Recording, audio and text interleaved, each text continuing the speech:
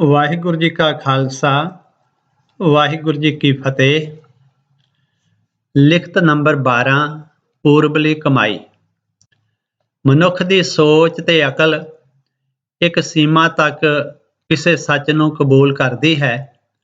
ਸੀਮਾ ਤੋਂ ਬਾਹਰਲਾ ਸੱਚ ਅਕਲ ਵਾਸਤੇ ਸ਼ੱਕ ਬਣ ਜਾਂਦਾ ਹੈ। ਜੋ ਦਿਸਦਾ ਹੈ ਉਸ ਤੇ ਭਰੋਸਾ ਹੈ, ਪਰ ਜੋ ਦਿਖਾਈ ਨਹੀਂ ਦਿੰਦਾ ਉਸ ਲਈ ਇਹ ਅਕਲ ਇਨਕਾਰੀ ਹੋ ਜਾਂਦੀ ਹੈ। ਬੇਅੰਤ ਕੁਝ ਐਸਾ ਹੈ ਜੋ ਇਸ ਦੀ ਪਕੜ ਵਿੱਚ ਨਹੀਂ ਆਉਂਦਾ, ਬੇਸ਼ੱਕ ਇਹ ਮਨੁੱਖ ਉਸ ਨੂੰ ਪਕੜਨਾ ਵੀ ਚਾਹੇ। ਨਾਸਤਕ ਤਾਂ ਰੱਬੀ ਹੋਂਦ ਹਸਤੀ ਤੋਂ ਹੀ ਇਨਕਾਰੀ ਹੈ, ਪਰ ਕੁਝ ਆਸਤਕ ਵੀ ਅਦ੍ਰਿਸ਼ ਦੁਨੀਆ ਨੂੰ ਅਕਲ ਦੀ ਕਸਵੱਟੀ ਤੇ ਹੀ ਪਰਖਣਾ ਚਾਹੁੰਦੇ ਹਨ। ਧਾਰਮਿਕ ਦੁਨੀਆ ਦਾ ਸਫ਼ਰ ਗਿਆਨ, ਸ਼ਰਧਾ ਅਤੇ ਵਿਸ਼ਵਾਸ ਰਾਹੀਂ ਸ਼ੁਰੂ ਹੁੰਦਾ ਹੈ। ਅਕਸਰ ਮਸਕੀਨ ਜੀ ਇਸ ਸੰਬੰਧੀ ਇਹ ਵਿਚਾਰ ਦਿਆ ਕਰਦੇ ਸਨ ਕਿ ਮਨੁੱਖ ਵਸਤੂ ਪਹਿਲਾਂ ਦੇਖਦਾ ਹੈ, ਫਿਰ ਉਸ ਦਾ ਖਰੀਦਦਾਰ ਬਣਦਾ ਹੈ। ਪਰ ਧਰਮ ਦੀ ਯਾਤਰਾ ਇਸ ਦੇ ਉਲਟ ਹੈ। ਪਹਿਲਾਂ ਵਿਸ਼ਵਾਸ ਕਰਨਾ ਪੈਂਦਾ ਹੈ, ਫਿਰ ਉਹ ਦਿਖਾਈ ਦਿੰਦਾ ਹੈ। ਗੁਰੂ ਜੀ ਦਾ ਬਚਨ ਹੈ, ਜਾਕੈ ਹਿਰਦੈ ਵਿਸ਼ਵਾਸ ਪ੍ਰਭ ਆਇਆ, ਤਤ ਗਿਆਨ ਤਿਸ ਮਨ ਪ੍ਰਗਟਾਇਆ। ਗੌੜੀ ਸੁਖਮਨੀ ਮਹੱਲਾ ਪੰਜਵਾਂ। ਤਤ ਦੀ ਪ੍ਰਾਪਤੀ ਬਾਅਦ ਵਿੱਚ ਹੈ, ਸਵਾਦ ਬਾਅਦ ਵਿੱਚ ਆਉਂਦਾ ਹੈ। ਭੋਜਨ ਦੀ ਬੁਰਕੀ ਤਾਂ ਪਹਿਲਾਂ ਮੂੰਹ ਵਿੱਚ ਪਾਉਣੀ ਪੈਂਦੀ ਹੈ। ਬਿਨਾਂ ਭੋਜਨ ਮੂੰਹ ਅੰਦਰ ਬੁਰਕੀ ਦਾ ਸਵਾਦ ਕਿਵੇਂ ਆਵੇਗਾ? ਪ੍ਰੀਤ ਤੇ ਪ੍ਰਤੀਤ ਦੇ ਅੰਦਰ ਹੀ ਮਿਲਾਪ ਦੀ ਧਾਰਾ ਵਹਿੰਦੀ ਹੈ।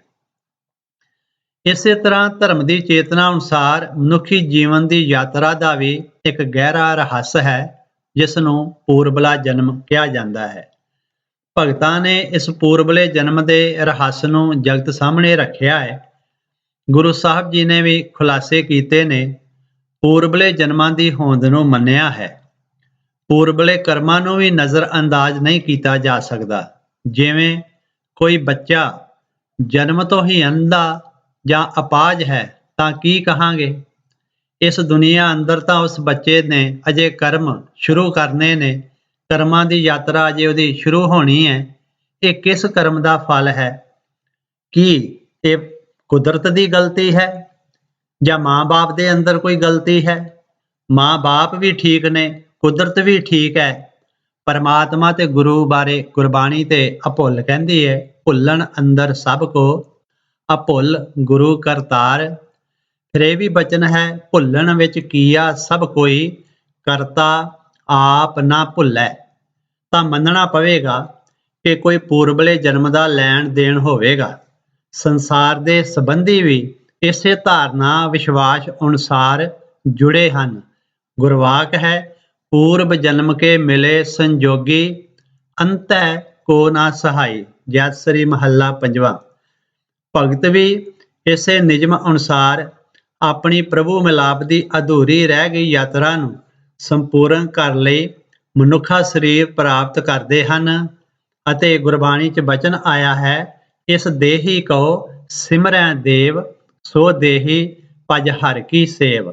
ਭਗਤ ਸ਼੍ਰੋਮਣੀ ਕਬੀਰ ਸਾਹਿਬ ਜੀ ਤਾਂ ਸਪਸ਼ਟ ਫਰਮਾਉਂਦੇ ਨੇ, ਪੂਰਬ ਜਨਮ ਹਮ ਤੁਮਰੇ ਸੇਵਕ, ਅਬ ਤਉ ਮਿਟਿਆ ਨਾ ਜਾਈ, ਤੇਰੇ ਦੁਆਰੇ ਧੁਨ ਸਹਿਜ ਕੀ, ਮਾਥੈ ਮੇਰੇ ਦਗਾਈ। ਹੇ ਪ੍ਰਭੂ ਜੀ, ਅਸੀਂ ਤਾਂ ਤੇਰੇ ਪਹਿਲਾਂ ਵੀ ਸੇਵਕ ਸਾਂ, ਹੁਣ ਤਾਂ ਉਸ ਪਿਆਰ ਨੂੰ ਤਿਆਗਿਆ ਨਹੀਂ ਜਾ ਸਕਦਾ।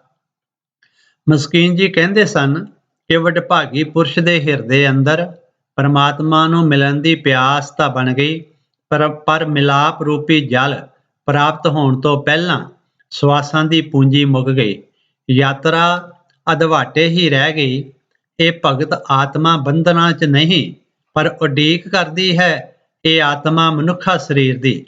ਕਿਸੇ ਪਵਿੱਤਰ ਮਾਂ ਤੇ ਪਵਿੱਤਰ ਬਾਪ ਨੂੰ ਸਾਧਨ ਬਣਾ ਕੇ ਇਹ ਆਤਮਾ ਫਿਰ ਦੁਰਲੱਭ ਮਨੁੱਖੀ ਜਾਮੇ ਅੰਦਰ ਬਾਲ ਰੂਪ ਵਿੱਚ ਪ੍ਰਵੇਸ਼ ਕਰਦੀ ਹੈ, ਪਰ ਉਸ ਨੂੰ ਉਡੀਕ ਲੰਮੀ ਕਰਨੀ ਪੈਂਦੀ ਹੈ। ਅਜੋਕੇ ਸਮੇਂ ਅੰਦਰ ਐਸੇ ਮਾਂ-ਬਾਪ ਮਿਲਣੇ ਮੁਸ਼ਕਲ ਹੋ ਰਹੇ ਹਨ। ਉਹਨਾਂ ਚਿਰ ਐਸੀਆਂ ਨਾਮ ਰਸਕ ਰੂਹਾਂ ਕਥਾ ਕੀਰਤਨ ਦਾ ਆਨੰਦ ਅਦ੍ਰਿਸ਼ ਸੂਖਮ ਦੁਨੀਆ ਅੰਦਰ ਵਿਚਰਦਿਆਂ ਮਾਣਦੀਆਂ ਹਨ। ਸ਼ਮਸ ਤਬਰੇਜ਼ ਨੇ ਆਪਣੇ ਸੰਬੰਧ 'ਚ ਐਸਾ ਕਿਹਾ ਹੈ, ਬਾਜ਼ ਆਮਦਮ ਤਾਂ ਯਾਰ ਰਾ ਮਹਿਮਾ ਕੁਨਮ। ਭਾਵ ਮੈਂ ਫੇਰ ਆਇਆ ਤਾਂ ਜੋ ਮਿੱਤਰ ਨੂੰ ਆਪਣਾ ਮਹਿਮਾਨ ਬਣਾ ਸਕਾਂ। ਆਦਮ ਨਾ ਬੂਦੋ ਮਨ ਬੂਦਮ, ਹਵਾ ਨਾ ਬੂਦੋ ਮਨ ਬੂਦਮ, ਈ ਕਸ਼ ਨਾ ਬੂਦੋ ਮਨ ਬੂਦਮ, ਮਨ ਆਸ਼ਕੇ ਦੇਰੀ ਨਾ ਆਮ। ਭਾਵ ਬਾਬਾ ਆਦਮ ਤੇ ਮਾਈ ਹਵਾ ਅਤੇ ਹੋਰ ਕੋਈ ਵੀ ਬੰਦਾ ਨਹੀਂ ਸੀ। ਹੇ ਪ੍ਰਭੂ, ਮੈਂ ਤੇਰਾ ਪੁਰਾਣਾ ਬੇਲੀ ਹਾਂ। ਭਾਈ ਨੰਦ ਲਾਲ ਜੀ ਨੇ ਵੀ ਕੈਸਾ ਖੂਬ ਖਿਆਲ ਚਿਤਰਿਆ ਹੈ ਕਿ ਹੇ ਅਕਾਲ ਪੁਰਖ ਸਰੂਪ ਸਤਿਗੁਰ ਜੀ, ਤੇਰੀ ਬੰਦਗੀ ਭਾਵ ਸੇਵਾ ਹੀ ਖਿੱਚ ਕੇ ਮੈਨੂੰ ਲਿਆਈ ਹੈ। ਹੁਣ ਇਸ ਸਰੀਰ ਵਿੱਚ ਆਉਣ ਦੀ ਮੈਨੂੰ ਜ਼ਰੂਰਤ ਕੋਈ ਨਹੀਂ ਸੀ। ਹਵਾਏ ਬੰਦਗੀ ਆਵੁਰਦ ਦਰ ਵਜੂਦ ਮਰਾ, ਵਗਰਨਾ ਜਾਉ ਕੇ ਚੁਨੀ ਆਮਦਨ ਨਾ ਬੂਦ ਮਰਾ। ਇੰਜ ਇਹ ਵਿਸਮਾਦੀ ਮੰਡਲਾਂ ਦੀ ਇੱਕ ਰਹੱਸਮਈ ਖੇਡ ਹੈ। ਅਨੇਕਾਂ ਹਕੀਕਤਾਂ ਦੇ ਸਨਮੁਖ ਮਨੁੱਖ ਨੂੰ ਸਵੀਕਾਰ ਕਰਨ ਤੋਂ ਗੁਰੇਜ਼ ਨਹੀਂ ਕਰਨਾ ਚਾਹੀਦਾ ਕਿ ਮੇਰੀ ਅੱਖ ਤੇ ਮੇਰੀ ਅਕਲ ਦੀ ਪਹੁੰਚ ਤੋਂ ਬਾਹਰ ਬੇਅੰਤ ਕੁਝ ਹੋ ਰਿਹਾ ਹੈ। ਸਿਰਜਣਹਾਰ ਅਕਾਲ ਪੁਰਖ ਬਹੁਤ ਕੁਛ ਕਰ ਰਿਹਾ ਹੈ। ਸਿਰਜਣਹਾਰ ਨੇ ਇਸ ਮਨੁੱਖ ਦੀ ਅਕਲ ਤੋਂ ਪਰੇ ਦੀ ਵੀ ਅਦ੍ਰਿਸ਼ ਦੁਨੀਆ ਵਸਾਈ ਹੋਈ ਹੈ, ਜਿਸ ਦੀ ਹੋਂਦ ਇੱਕ ਨਾ ਇੱਕ ਦਿਨ ਮਨੁੱਖ ਨੂੰ ਮੰਨਣੀ ਹੀ ਪਵੇਗੀ।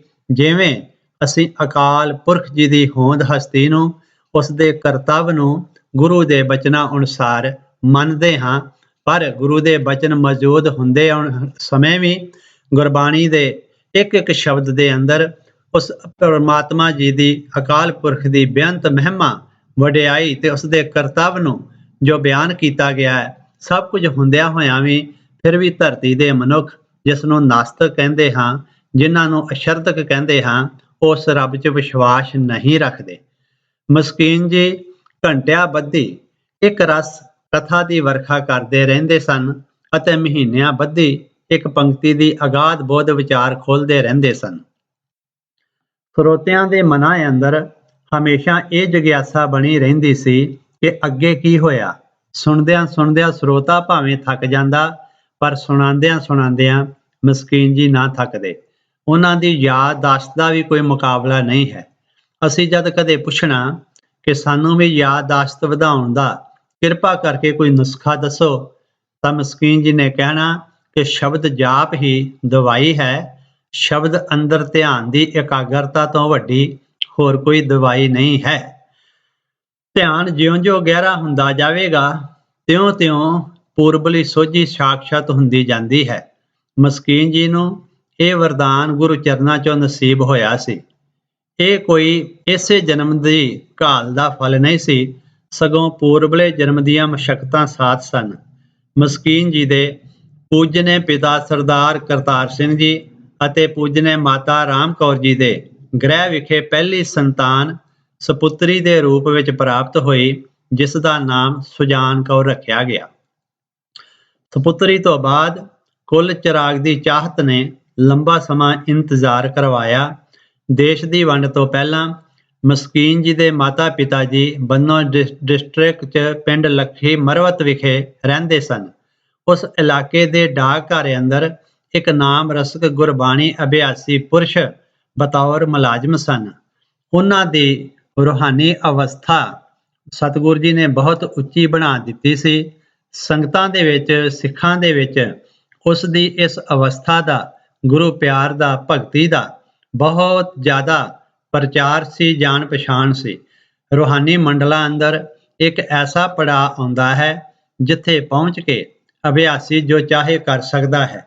ਜੈਸੇ ਬਾਬਾ ਅਟਲ ਰਾਏ ਜੀ ਆਪਣੇ ਗੁਰੂ ਪਿਤਾ ਸ੍ਰੀ ਗੁਰੂ ਹਰਗੋਬਿੰਦ ਸਾਹਿਬ ਜੀ ਮੀਰੀ ਪੀਰੀ ਦੇ ਮਾਲਕ ਦੇ ਬਚਨ ਸੁਣ ਕੇ ਸਵੈ ਇੱਛਾ ਅਨੁਸਾਰ ਸਰੀਰ ਤਿਆਗ ਗਏ ਸਨ। ਫਿਰ ਸਤਿਗੁਰੂ ਜੀ ਦੇ ਵੱਡੇ ਸਾਹਿਬਜ਼ਾਦੇ ਬਾਬਾ ਗੁਰਦਿੱਤਾ ਜੀ ਨੇ ਵੀ ਐਸਾ ਕੀਤਾ ਅਤੇ ਸਤਵੇਂ ਪਾਤਸ਼ਾਹ ਜੀ ਸ੍ਰੀ ਗੁਰੂ ਹਰਿ ਸਾਹਿਬ ਜੀ ਦੇ ਪਿਆਰੇ ਸਿੱਖ ਭਾਈ ਜੀਵਨ ਜੀ ਨੇ ਵੀ ਸਵੈ ਇੱਛਾ ਅਨੁਸਾਰ ਸਰੀਰ ਤਿਆਗ ਦਿੱਤਾ। ਕਹਿੰਦੇ ਨੇ ਐਸਾ ਵਿਸ਼ਵਾਸ ਮਸਕੀਨ ਜੀ ਦੇ ਮਾਤਾ ਪਿਤਾ ਦਾ ਕਿ ਡਾਕਖਾਨਾ ਵਾਲੇ ਰੂਹਾਨੀ ਮੰਡਲਾਂ ਦੇ ਵਾਸੀ ਗੁਰਮੁਖ ਦੀ ਵਡਿਆਈ ਜੋ ਦੂਰ ਦੂਰ ਤੱਕ ਪਸਰੀ ਸੀ, ਫੁੱਲਾਂ ਅੰਦਰ ਸੁਗੰਧੀ ਆਉਂਦਿਆਂ ਹੀ ਭੌਰਿਆਂ ਨੂੰ ਸੁਨੇਹੇ ਮਿਲ ਜਾਂਦੇ ਨੇ ਭਾਈ ਵੀਰ ਸਿੰਘ ਜੀ ਦੇ ਛੁਪੇ ਰਹਿਣ ਦੀ ਚਾਹ ਇਸੇ ਅਵਸਥਾ ਦਾ ਪ੍ਰਗਟਾਵਾ ਹੈ। ਮੇਰੀ ਛੁਪੇ ਰਹਿਣ ਦੀ ਚਾਹ ਤੇ ਛੁਪ ਟੁਰ ਜਾਣ ਦੀ, ਹਾਏ ਪੂਰੀ ਹੁੰਦੀ ਨਾ, ਮੈਂ ਤਰਲੇ ਲੈ ਰਿਹਾ।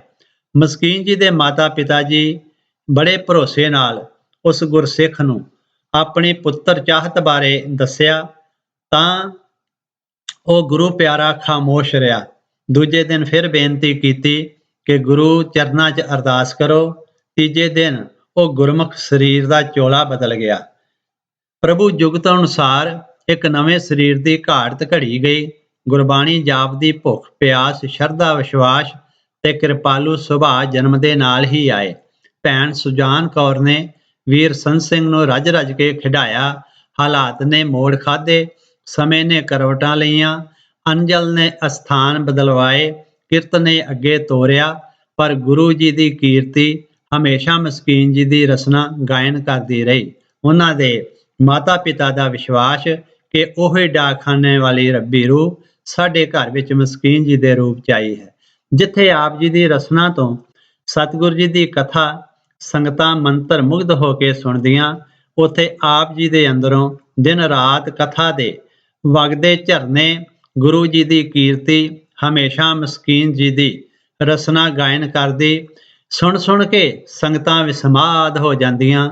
ETC ਪੰਜਾਬੀ ਚੈਨਲ ਵਾਲਿਆਂ ਨੇ ਉਹਨਾਂ ਨੂੰ ਗਿਆਨ ਦਾ ਸਾਗਰ ਕਹਿ ਕੇ ਜਗਤ ਦੇ ਸਾਹਮਣੇ ਲਿਆਂਦਾ। ਗੁਰਵਾਕ ਹੈ, ਧੰਨ ਜਨਨੀ ਜਿਨ ਜਾਇਆ, ਧੰਨ ਪਿਤਾ ਪ੍ਰਧਾਨ, ਸਤਿਗੁਰ ਸੇਵ ਸੁਖ ਪਾਇਆ, ਵਿੱਚੋਂ ਗਿਆ ਗੁਮਾਨ। ਇੰਜ ਮਸਕੀਨ ਜੀ ਦੇ ਹਿਰਦੇ ਵਿੱਚ ਰੋਮ ਰੋਮ ਵਿੱਚ ਗੁਰੂ ਜੀ ਦਾ ਪਿਆਰ, ਗੁਰਬਾਣੀ ਦਾ ਪਰਮ ਗਿਆਨ, ਪਰਮ ਰਸ ਵਸਿਆ ਹੋਇਆ ਸੀ ਤੇ ਰਸਨਾ ਤੋਂ ਪ੍ਰਗਟ ਹੋ ਕੇ ਸੰਗਤਾਂ ਨੂੰ ਵੀ ਉਹ ਪਰਮ ਰਸ, ਪਰਮ ਗਿਆਨ, ਪਰਮ ਆਨੰਦ ਪ੍ਰਾਪਤ ਹੁੰਦਾ ਰਿਹਾ। ਵਾਹਿਗੁਰੂ ਜੀ ਕਾ ਖਾਲਸਾ, ਵਾਹਿਗੁਰੂ ਜੀ ਕੀ ਫਤਿਹ।